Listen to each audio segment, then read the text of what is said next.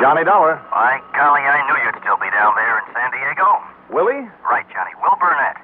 You don't want to leave without a crack at some of our famous Southern California fishing. Well, you're right, Willie. Well, you're in luck. This Ted Fluger. Fluger? Lives on Emerald Bay in Laguna Beach. Knows more about fishing this coastline than any man alive. So, when he called and said he understood you were out here, I fixed you up. You fixed me up on the expense account? Sure. Just fishing? Right. Oh, there's one little thing you might ask him about. Yes, Willie. Bernard W. Bessem. Bernard W. Bessem. Who is he? Well, he's a client of ours. Big appliance dealer. Mm-hmm. And what about him, Will? Ask Fluger. Ask Ted. And have a ball, Johnny. Willie? Yeah? Ask him what about this man Bessem? You ask him, Johnny, if he thinks that Bessem Yeah? is still alive.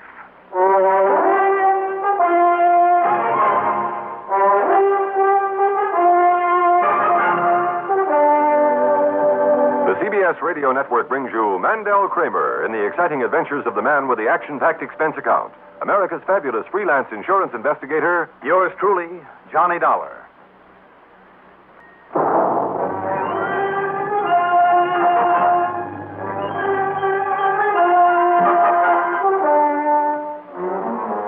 Expense account submitted by Special Investigator Johnny Dollar to Trinity Mutual Insurance Company, Los Angeles office. Following is an account of expenses incurred during my investigation of the Rilldoe Matter.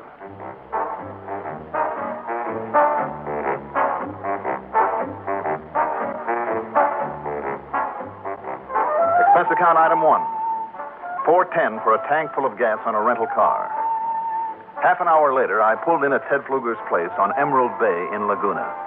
And what a spot that is. A semicircular, natural bay of clear, clean water, surrounded by fine homes, nice gardens, plenty of trees, and with a view over the Pacific second to none. Fluger is in his late 50s, I'd say, and one of those outwardly gruff individuals with a heart of gold. Here now, Johnny. You think we can get all this stuff in the back of your car? Well, we can certainly try. Got enough tackle there for half a dozen fishermen. Maybe we'll need it. There. Now, should we take off? Okay, by me. Now, as I said to you when I pulled in, Ted. Yeah? Will Burnett told me to ask you about this fellow Bessem. Just start her up, Johnny, and head north. Ted? Stick to the coast highway until we get to Balboa. My boat's ready and waiting. You're not talking, Okay. We'll play it your way for now. I'd appreciate that, Johnny. You know, Ted, knowing nothing about a case is somewhat of a handicap. But sooner or later, Ted, you'll have to open up.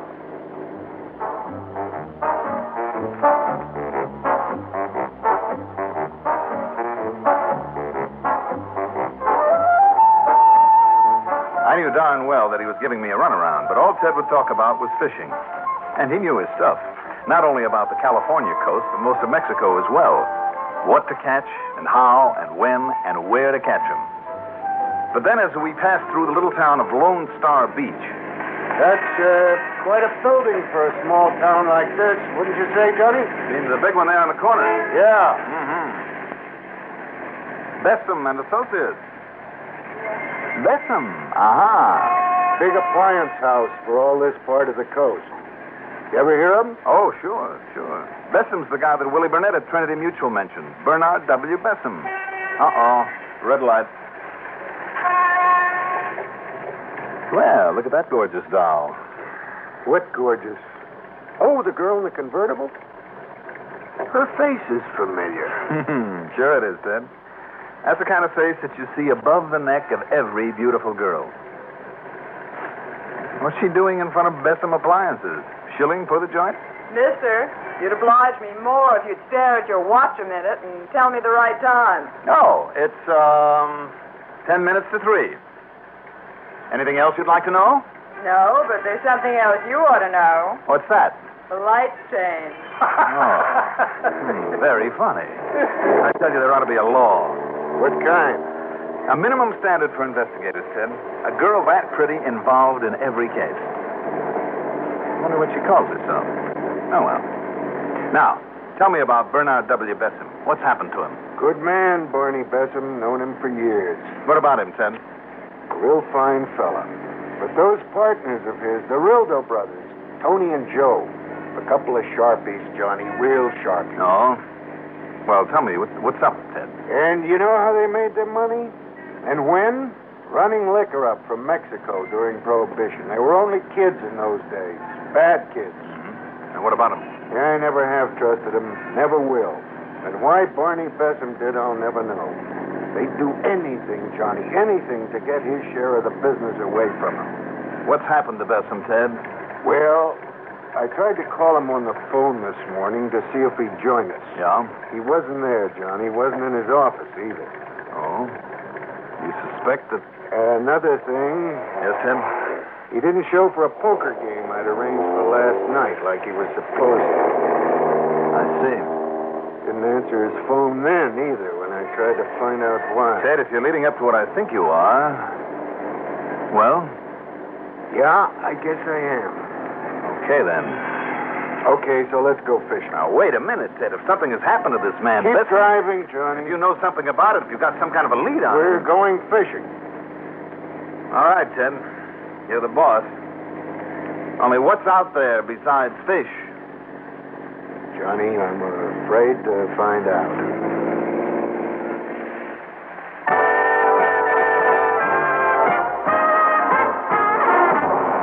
At a private dock on Balboa Bay, a Mexican dockhand helped us pile our stuff into one of the sweetest little fishing craft I ever saw. It was a 21-foot lapstrake job with a couple of 75-horse electromatic outboards, windshield, convertible top, the whole works. That's for comfort. Sometimes it gets pretty rough out there. When I saw the tackle that was already stowed aboard, I wondered why Ted had bothered bringing any more along. Never know what we may run into out there, Johnny. Besides, I like to show off my fancy tackle. Yeah? I also still wondered if we really were going out after fish. Got all of it, Manuel? All except this one more tackle box, Senor Fluger. Here, I hand it to you. Right, I got it. But I am so surprised to see you go out again today, Senor. Oh? You are, huh? See, you come in so late last night. It was so long after dark. Well, I kind of got held up out there. Oh, a big fish maybe, Senor? Yeah, something like that.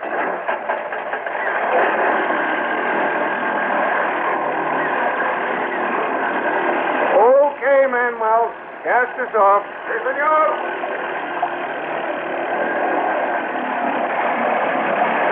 So you were out yesterday, huh, Ted? That's right. And not just to go fishing, maybe, Now tell me. You'll see, Johnny. When the tide gets low, you'll see.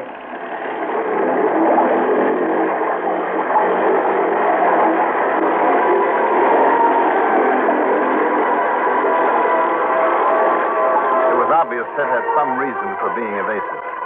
Okay, if that's the way he wanted it, that's the way it would be. Once out of the bay, we headed south and west. Believe me, that hull with those two motors was a real traveler. In less than an hour, we pulled up on the lee side of San Clemente Island. And, brother, what fishing. Yellowtail, mad fighting monsters. Then albacore up to 30 pounds. A couple of barn-door halibut, too, that weighed in at over 40 pounds. Finally, at dusk, Ted started the motors again, and we headed back toward the mainland, but toward a spot somewhat south of Balboa. Just one more stop now, Johnny. And you see the reason? The reason we've been wasting so much time in the deep water? Wasting time with a catch like this? I've been waiting for the tide to get all the way down. You have? Yeah. Well, why? Oh, Ted, come on now. Let's dispense with all this suspense and get down to cases. Okay, Johnny. Last night, when I got to the place we're heading for, it was almost as dark as it is now, and the sea was building up pretty fast, getting pretty rough. Yeah? But visibility was still fairly good. And I saw the boat that was drifting there and the people who were in it and what they were doing. But they didn't see me. I don't think they did. I hope not. Oh, wait a minute. Is this your friend Bessem and the Rilldoe brothers? I have to be sure, Johnny. Have to be sure. That's the reason for going back there again at low tide. Under that seat you're sitting on, you'll find a couple of big gang hooks. They're almost like a little grappling iron. Now, wait a minute. Yeah, I got them. Then rig one of them onto that heavy rod with a heavy line, the 100-pound test. And I hope it's strong enough. So that's it. Yeah, Johnny, that's it.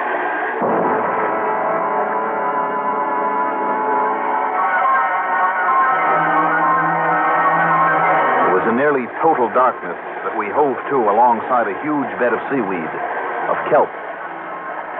Ted put on the running lights, then carefully steered the boat around the edge of it, very slowly, almost as though he were feeling his way. Yeah, I'm sure. I'm sure of it. And the tide has to be low enough for what we have to do. Yeah. Ted, tell me just one thing. Now, Johnny, drop that hook over. Go ahead. Fine. All the way down along the edge of the kelp so it doesn't catch on it. Whatever you say.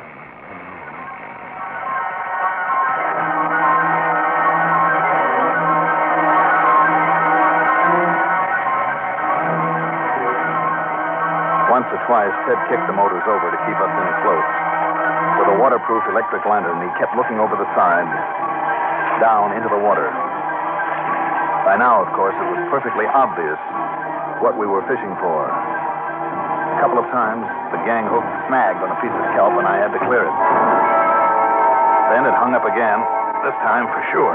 Easy, Johnny, easy. Don't try to horse it in. Don't force it. Don't worry. Wait a minute. Now, here it comes. No, stuck again. I'm hung on. I think that... No. Wait a minute. Now it's coming. Gently, Johnny. Please. Yeah, it's coming up easily now. Oh. Then maybe it was only kelp. Only a piece of... Ted. Yeah. Cloth. Piece of a man's jacket. The one Barney was wearing. While Ted Fluger threw an anchor over the side, then pulled the line up tight and gave it a turn around a cleat so we'd hold our position, I stripped to my shorts and went in over the side.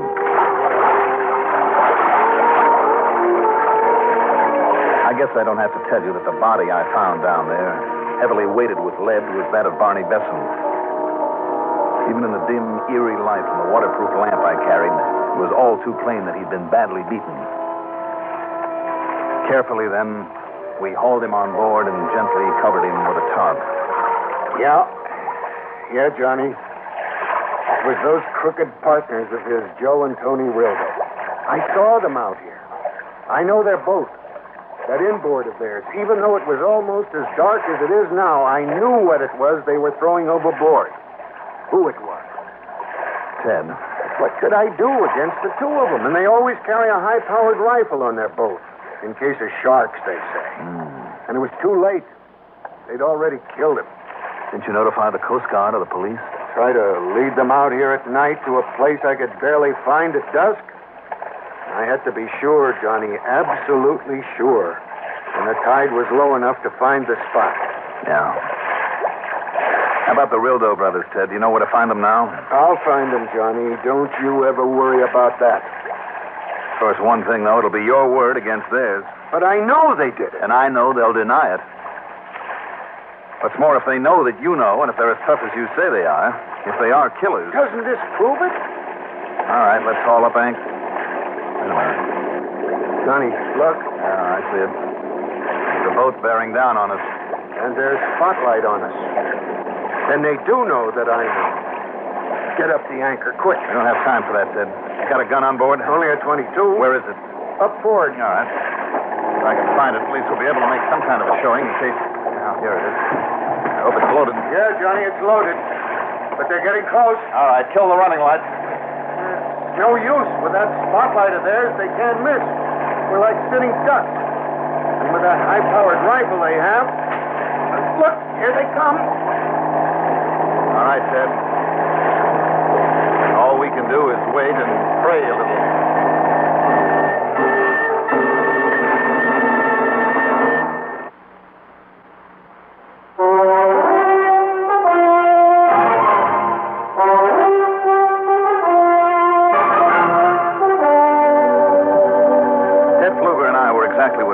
said, sitting ducks in that boat of his, as we waited to make contact directly above the kelp bed where we'd found Barney Besson's body, with that big craft bearing down on us. The big inboard roared up, cut its engine, and quickly drifted over to us, the powerful spotlight still full in our faces. This is it, Johnny. Hello there! It's the girl from downtown. Johnny, look, it's that girl from in front of Besser's. Having trouble, boys? Johnny, we're okay. It's not the Rilldoes. That isn't their boat, are you sure? No, thank heaven. Hello, miss. Oh, aren't you two the same ones I saw in your car this morning? Don't tell me you're still fishing out here. Look, excuse me, I should have turned off this spotlight. There, is that better? I told you every case should have a beautiful woman's head. Much better, thank you. How come you suddenly appear out of the night? What's your name? Molly Boyle. So glad I saw your light. Is there any gas to spare? I know it's outboard mix, but maybe it'll get me back to shore. Well, sure. Glad to give you some, Miss Boyle. Toss me a line, huh? Right you are. Here now. Good. Thanks. Now, let's see if I can pry loose this extra can of gas I always carry. I'll be glad to pour for you, Molly. Hey, who are you? You're cute even if you do stare. Thank you, ma'am. My name is Dollar. Johnny Dollar? That's right. Well, how exciting. Johnny Dollar, Ted Fluger, I'd like you to meet a couple of boyfriends of mine. Boyfriends? Where? Right here, Mr. Tony. And you better drop that pea shooter, Dollar. Tony Rilldoe. That thing you're toting, I guess I haven't much choice. That's right. You've got no choice. And Joe Rilldoe. That's right. Surprise, I told you it'd be easy, kiddies, with only me and you and my own boat. Yeah, you did all right, Molly. Sure, I always do. It's like taking candy from a baby. Beauty and the Beast. You killed him, you two. You killed Barney Besson. Yeah, now listen, Fluger. You go around making crazy accusations like that, you're asking for trouble. The same kind that Bessum had. Right, Joey? Yeah, right, Tony. And the sooner the better, so go ahead. Blast him. You ought to know you had no to meddle with me, Fluger. When I heard you'd come out here, I came too, and I found you. I saw you. Sure, Joey and I were out fishing yesterday, but only the two of us, see? If old Bessum was around anywhere, we didn't even know it. Right, Joey? Sure. Did anybody see us taking him out on the boat with us? Like we saw you heading out of Balboa a while ago? No, maybe not because of the dirty little creek where you hide your boat away. But you did take him with you, and you killed him and threw him overboard. I saw you. You really did, huh? Yeah. Then I guess there's only one way to shut that big mouth of yours. Right, Joey? Yeah, Tony. Yeah, hurry up, Tony. It's blowing up. It's getting rough out here. As for you, Dolly, you got no case at all. You don't think so? You never did have any case against us, only this crazy Fluger's word. Come on, Yeah, Tony. Tony. But after I put some lead in Fluger, then maybe you will have a case, Dollar, but not for long, see? Because at the same time, I take care of you. Tony, do the job. You got those weights all ready so we don't have to hang around? Yeah. Go ahead and let him have it. Okay, it's gonna be you first, Mr. Fluger. Tony, listen to me. I don't think you can, Tony. Shut up. From over there with the boats rocking this way? Stand back, Dollar. So what? Not if I shove him overboard. Johnny, over you go. Johnny! Get back, you're right. Get back, Dollar, get back. Let's try this my way, huh? Hey, Molly. Molly, there's a gun under the... All right, I'll take care of you. All right, Ted, come on. Welcome aboard again. The least you could have done was give me a hand getting back in here. What happened to our friend Joey? When you pushed him over, I grabbed him, held him under. He's pretty wet by now. All right, let's haul him up topside before he gets too waterlogged, and Tony, too. Okay, I'll get a boat. Now then, Molly Boyle or Doyle or whatever your name is. Oh, listen. There is another gun aboard this boat. Yeah, Johnny. It's up there under the front. All right. See, I didn't get it when he told me, because I like you, Johnny, see? It wasn't any of my doing, Johnny. I mean, what they did to Bessum and what they tried to do to you and Fluger. I understand, Johnny? Honest. Look, you can tell the police. They made me bring my boat out here from sea. How was I to know what they were up to? Understand, Johnny? Why would a nice girl like me be doing something like this? Understand, Johnny? What do you think? Look, maybe if I turn evidence against them. Help me, Johnny. Look, after setting up a party like this, Molly, you couldn't get help from your own mother. No, but Johnny, honey, listen, look at me. I could be good here for a nice guy like you, and I The only thing you can do is get your pretty hands dirty helping Ted pull those rats aboard. Now, go ahead. But Johnny, listen, you gotta help me. I'll promise that if you don't get to work, I'll help you over the side. Now, go on.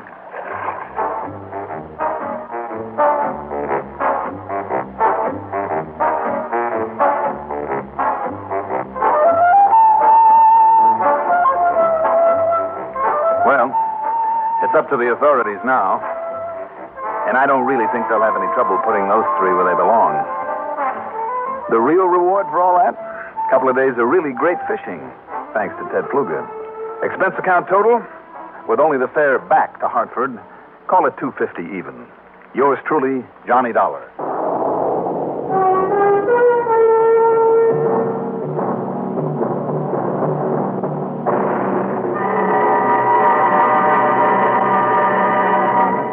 Now, here is our star to tell you about next week's story. Next week, a case I call the Whether or Not Matter. Tune in, won't you? Yours truly, Johnny Dollar.